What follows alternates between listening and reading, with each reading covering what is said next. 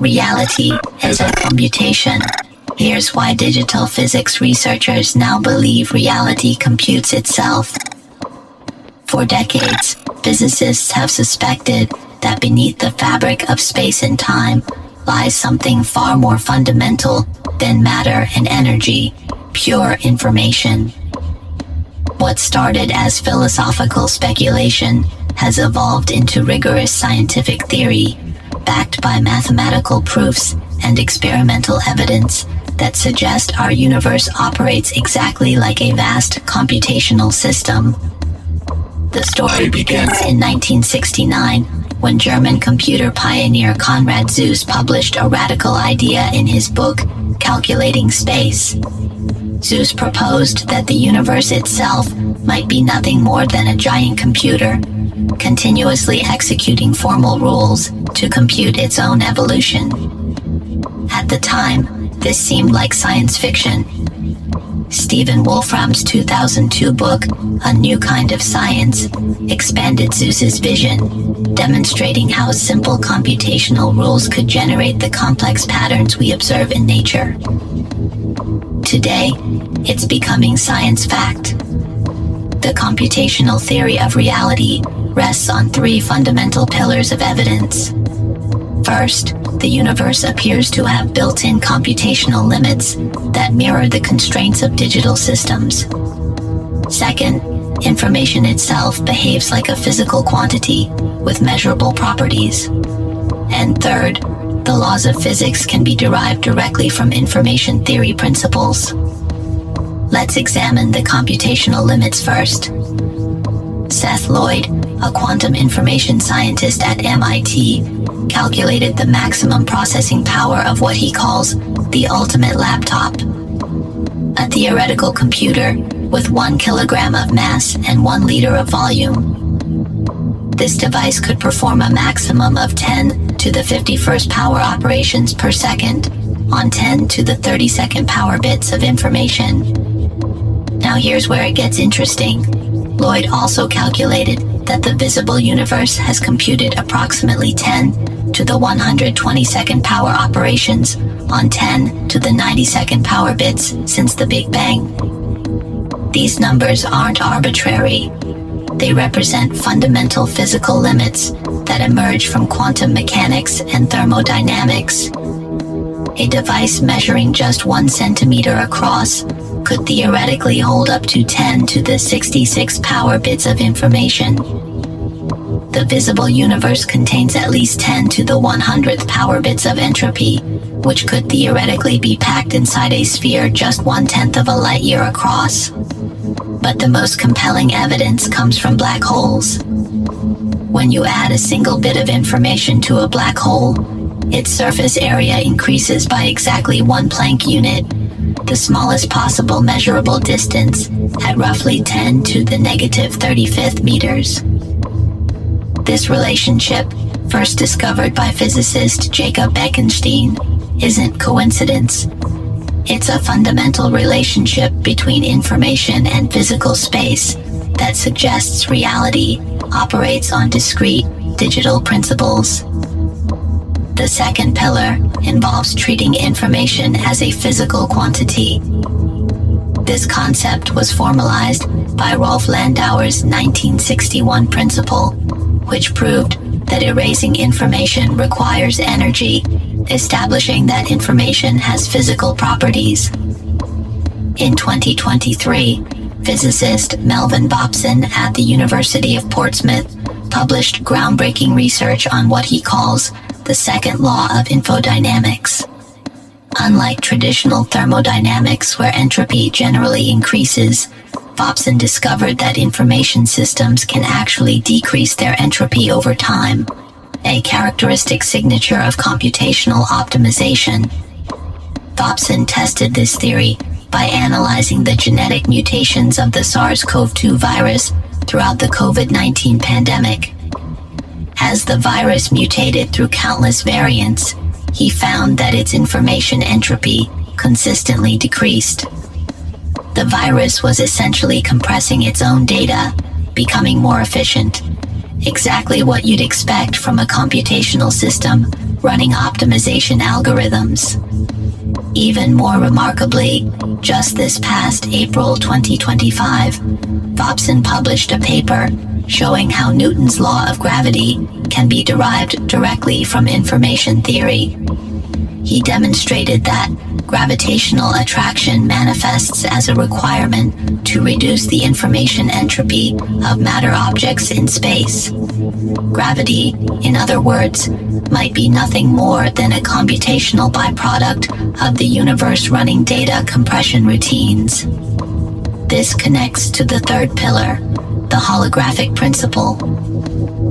Proposed by Gerard 't Hooft and Leonard Susskind in the 1990s, this principle suggests that all the information contained within a three-dimensional volume can be encoded on its two-dimensional boundary. Think of it like this. Everything happening inside a sphere could theoretically be described by information stored on the sphere's surface, much like a hologram encodes 3D images on a 2D plate. The holographic principle emerged from studying black holes, where physicists discovered that a black hole's information content scales with the area of its event horizon, not its volume. The most rigorous test of this principle came from Juan Maldacena's 1997 ADS/CFT correspondence, which mathematically proved that quantum gravity in higher dimensions is equivalent to quantum field theory on lower dimensional boundaries. This suggests that space itself might emerge from fundamental informational structures, that our three-dimensional reality could be a projection of information stored on a distant two-dimensional surface. John Wheeler, the legendary physicist who worked with Niels Bohr and taught Richard Feynman, captured this idea in his famous phrase, "it from bit." Wheeler argued that every particle, every field of force, even space-time itself, derives its existence from binary information, from yes or no questions and their answers. As Wheeler put it, all things physical are information theoretic in origin. This computational view of reality directly relates to the simulation hypothesis proposed by philosopher Nick Bostrom in 2003. Bostrom argued that if civilizations develop sufficient computational power, they would likely run detailed simulations of their ancestors, making it statistically probable that we ourselves are simulated beings. The experimental evidence continues to mount. In 2012, physicists Martin Bean, Zohre Davoudi, and Martin Savage proposed a test for the simulation hypothesis using cosmic ray observations. They calculated that if our universe were running on a computational lattice, it would leave detectable signatures in the highest energy cosmic rays. The most stringent bound they derived suggests the inverse lattice spacing would need to exceed 10 to the 11th giga-electron volt, a limit that current observations already approach. But the most intriguing evidence comes from quantum mechanics itself. Quantum entanglement, superposition, and measurement all behave exactly like computational processes. When particles become entangled, they share information instantaneously across any distance. When we measure a quantum system, we're essentially asking it a yes or no question and receiving a binary answer. The probabilistic nature of quantum mechanics mirrors the way computational systems handle uncertainty and optimization. Consider this. In quantum computation, information gets processed through quantum bits or qubits that can exist in superposition, simultaneously representing both 0 and 1 until measured. This is precisely how quantum particles behave in nature. As Seth Lloyd puts it, everything in the universe is made of bits, not chunks of stuff, but chunks of information. Atoms and electrons are bits. Atomic collisions are operations. The laws of physics are machine language. The computational universe theory also explains why certain physical constants appear fine-tuned for complexity. In any simulation or computational system, There are optimal parameter settings that allow for maximum information processing and storage. The values of fundamental constants like the fine structure constant, the cosmological constant, and the mass ratios of particles all fall within narrow ranges that maximize the universe's computational capacity. Even space and time might emerge from computation.